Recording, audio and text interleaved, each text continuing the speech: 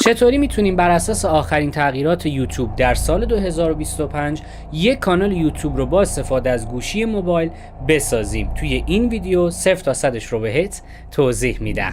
برای ساختن کانال یوتیوب با استفاده از گوشی موبایل، فارغ از اینکه سیستم عامل گوشی شما اندروید باشه یا iOS، شما نیاز به 4 تا اپلیکیشن یوتیوب استودیو، جیمیل و یک مرورگری مثل گوگل کروم داری که از قابلیت دسکتاپ یا همون رایانه پشتیبانی بکنه. در نتیجه در قدم اول شما کافیه وارد اپ استور یا گوگل پلی بشی و این 4 تا اپلیکیشن مورد نیاز رو دانلود و نصب کنی. اگر احیانا توی مراحل نصب فرضاً توی گوگل پلی به محدودیت خوردی و نتونستی این اپلیکیشن ها رو نصب کنی، من لینک یک ویدیو رو در قسمت دیسکریپشن قرار میدم که توی اون ویدیو به صورت کامل توضیح داده شده چجوری میشه این محدودیت های به وجود اومده رو دور زد و اپلیکیشن های مورد نیاز رو از توی اپ استور یا گوگل پلی فرضاً دانلود کرد. حالا هر کانال یوتیوبی بر پایه و اساس یک جیمیل ساخته میشه. در نتیجه شما نیاز هست در قدم اول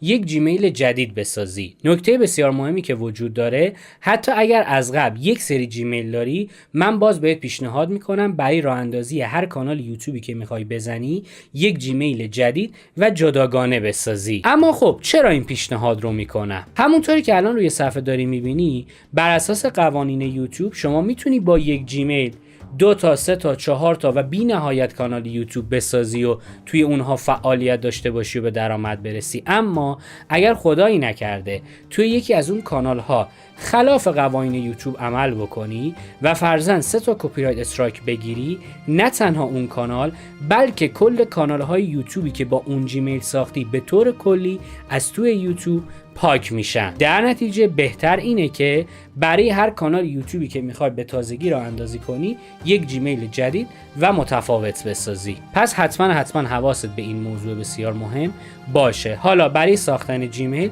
شما کافیه وارد اپلیکیشن جیمیل بشی. اگر احیانا از قبل توی این اپلیکیشن جیمیل خودت رو ست کرده باشی، با این صفحه روبرو میشی. برای ساختن جیمیل جدید کافی از این بالا سمت راست روی پروفایلت کلیک بکنی، بیای پایینتر و گزینه Add Another Account رو کلیک بکنی و گزینه گوگل رو انتخاب کنی. اگر احیانا از قبل هم جیمیلی ست نکرده باشی، بعد از اینکه وارد اپلیکیشن جیمیل شدی با این صفحه روبرو میشی. حالا اگر به هر دلیلی نتونستی هم اپلیکیشن جیمیل رو روی گوشیت نصب کنی، برای دسترسی به این صفحه شما کافیه وارد مرورگر فرضاً گوگل کرومت بشی و آدرس www.gmail.com رو سرچ بکنی. اون آدرس رو که سرچ بکنی باز با همین صفحه روبرو میشی. حالا توی این صفحه برای ساختن یک جیمیل جدید کافیه روی این گزینه Create Account کلیک بکنی و گزینه اول یعنی For My Personal Use رو کلیک کنی. توی این صفحه از من مشخصاتم رو میخواد،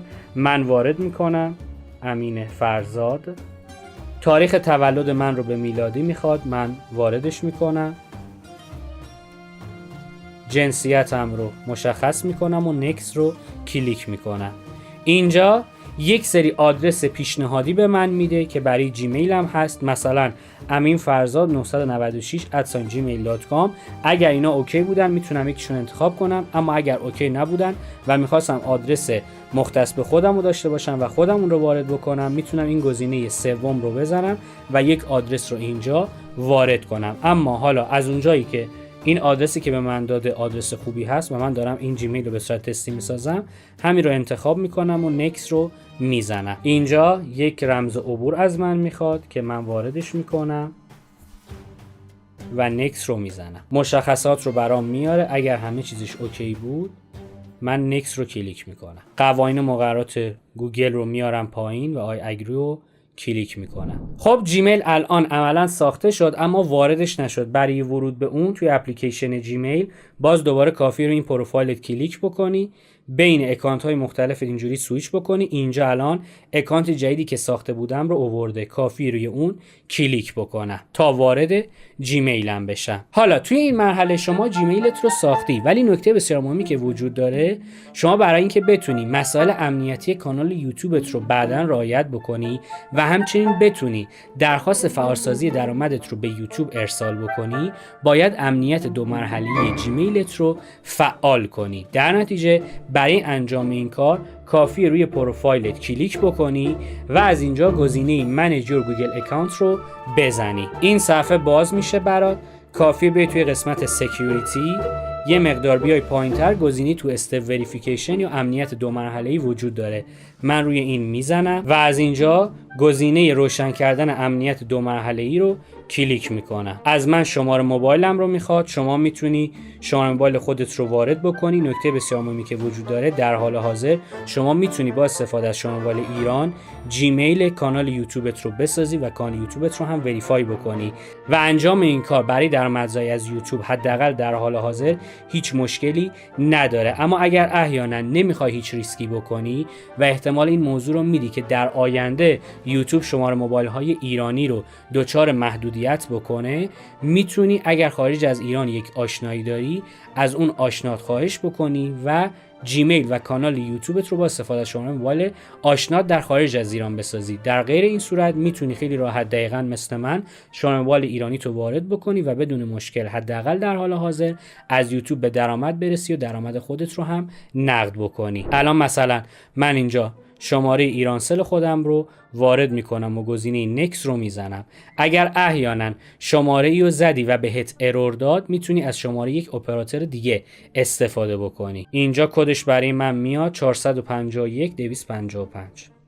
وریفای رو میزنم. خب همونطوری که میبینی به من پیغام داد که امنیت دو مرحله‌ای جیمیلت هم فعال شده. توی این مرحله حالا شما کافیه علامت برگشت رو توی این قسمت بزنی و خب همونطوری که میبینی گزینه تو استپ وریفیکیشن تیک سبز خورده و آن شده. توی این صفحه شما برای امنیت بیشتر میتونی گزینه ریکاوری فون و ریکاوری ایمیل رو هم اضافه بکنی تا اگر احیانا یه روزی رمز جیمیل یادت رفت یا فرضاً به اون شماره موبایلی که الان وارد کردی دسترسی نداشتی، بتونی به کمک این ایمیل ریکاوری یا شماره موبایل ریکاوری رمز جیمیلت رو برگردونی و دوباره به کانال یوتیوب عملاً دسترسی داشته باشی. فرضاً الان من اینجا میام ریکاوری ایمیل رو وارد میکنم. یکی دیگه از ایمیل هایی که دارم رو اینجا میزنم، امین فرزاد s22@gmail.com و وریفای رو کلیک میکنم. یک کد به این جیمیلی که وارد کردم ارسال میشه که کافیه اون رو اینجا وارد بکنم. خب اینجا اومد 176 193 و وریفای رو میزنم.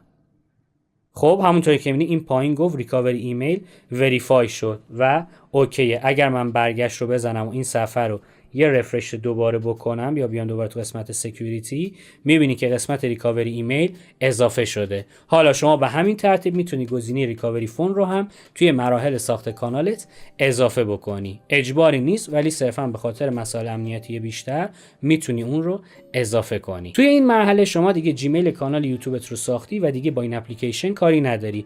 برای اینکه وارد مرحله بعدی بشی و کانال یوتیوبت رو بسازی، کافیه وارد اپلیکیشن یوتیوب بشی. توی این صفحه‌ای که برات باز میشه، اگر از قبل یک سری اکانت روی اپلیکیشن یوتیوب داشته باشی مثل دقیقاً من، کافی از این پایین سمت راست روی پروفایلت کلیک بکنی، روی گزینه سویچ اکانت بزنی و از بین اکانت هایی که داری اسکرول بکنی و اون اکانت جیمیلی که الان ساخته بودی رو انتخاب کنی. الان من میام پایین، اینجا امین فرزاد 996@gmail.com، اینجا اکانتش اومده امین فرزاد. من میتونم روی اون کلیک بکنم. اگر احیانا وارد این صفحه شدی و اکانت برات نیومد، کافیه روی این علامت مثبت کلیک بکنی، رمز تو بزنی یا حالا اثر انگشت گوشیت رو وارد بکنی یا حالا از طریق فیس آیدی جیمیلی که ساخته بودی رو اینجا وارد کنی، رمز جیمیل تو بزنی تا در نهایت اکانتت به اپلیکیشن یوتیوب اضافه بشه. اما حالا چون من اینجا اضافه شده میام و انتخابش میکنم. تا اینجا دقت بکن که شما هنوز کانال یوتیوبی نداری و صرفا اکانت یوتیوبت فعال شده برای تماشا کردن ویدیو.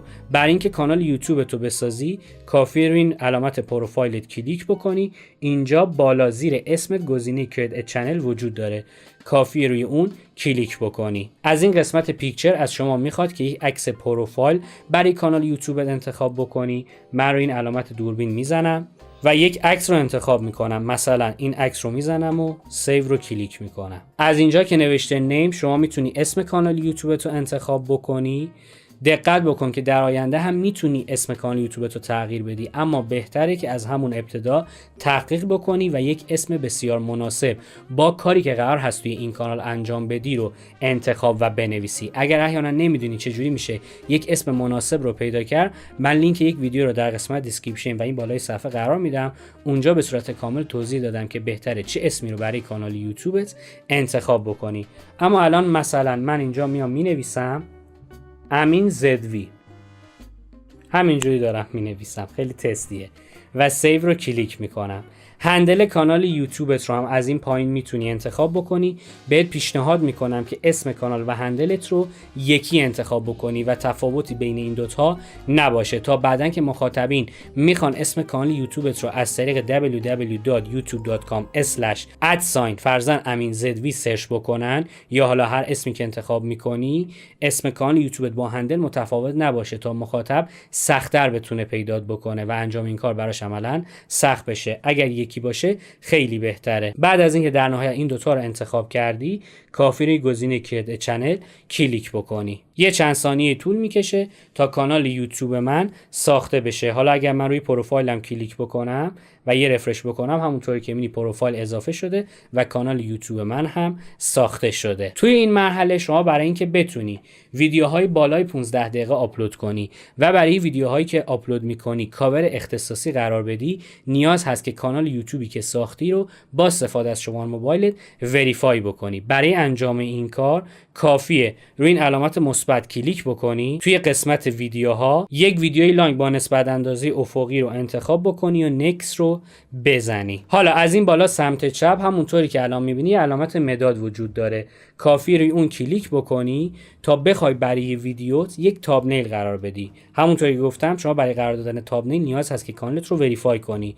چون هنوز وریفای نکردی، با این صفحه توی این بخش روبرو میشی که بهت اعلام میکنه شما باید اکانت خودت رو وریفای کنی. برای وریفای کردن کافی روی گزینه وریفای بزنی، از اینجا لوکیشن شماره موبایلت رو انتخاب بکنی. همونطور که توضیح دادم در حال حاضر شماره موبایل ایران رو میتونی استفاده کنی و مشکلی نداره. من شماره رو وارد میکنم، میگمش که بهم پیام بده و کد ارسال کنه و نکس رو میزنم.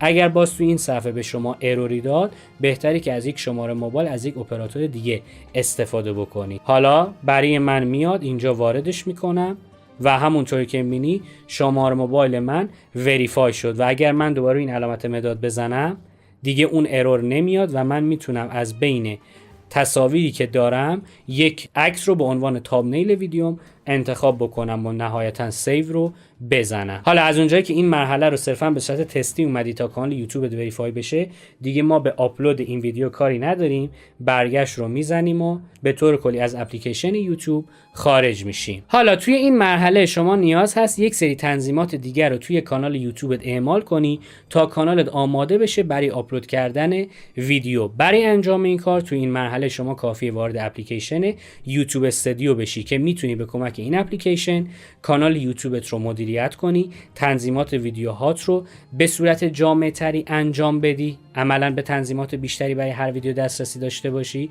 و آمار کانال یوتیوبت رو هم همونطوری که گفتم آنالیز بکنی.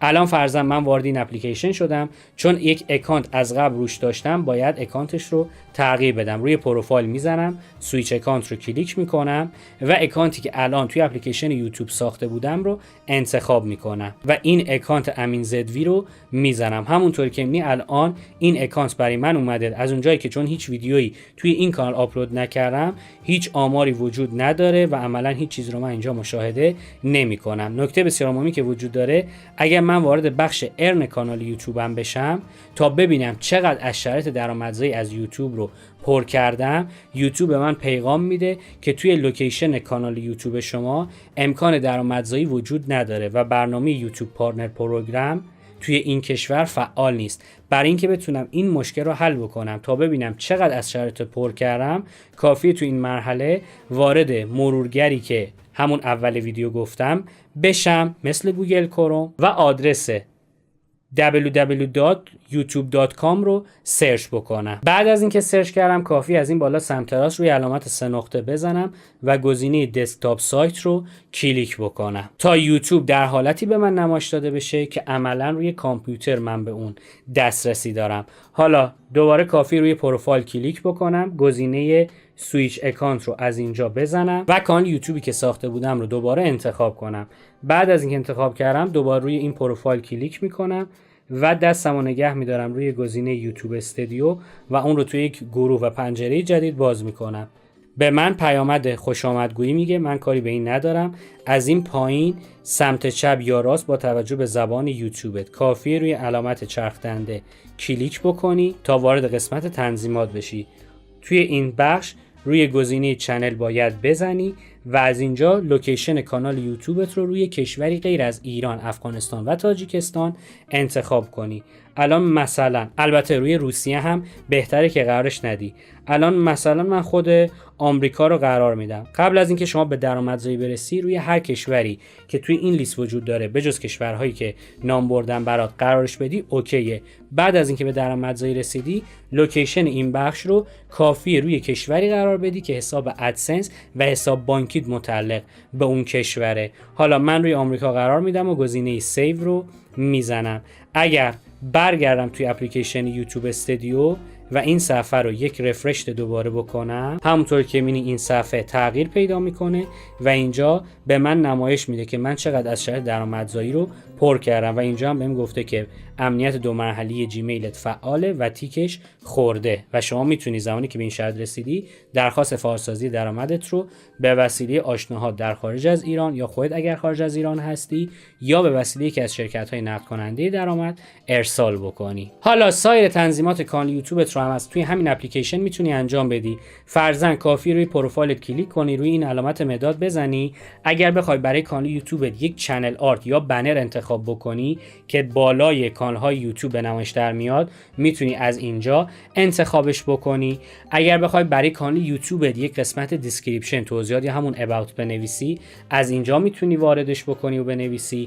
اگر توی سایر شبکه‌های اجتماعی فعالیت داری، اینستا یا وبسایت داری، لینک هاشو از اینجا میتونی اضافه بکنی و همچنین میتونی صفحه هوم کانال یوتیوبت رو هم از اینجا فعال بکنی که بهت پیشنهاد میکنم حتما این صفحه رو فعال کنی، چون میتونه در آینده روی میزان بازدید گرفتنت تأثیر بذاره. حالا اگر میخوای بدونی برای هر کدوم از این بخش ها چه تنظیماتی و چه توضیحاتی بهتره بنویسی و به طور کلی سایر تنظیمات کانالت رو چطوری میتونی انجام بدی، بهت پیشنهاد میکنم این ویدیو رو حتما ببینی که توی اون به صورت 0 تا 100 در رابطه با تنظیمات کانال یوتیوب با جزئیات بسیار زیاد توضیح دادم. مرسی که وقت گذاشتی و تماشا کردی.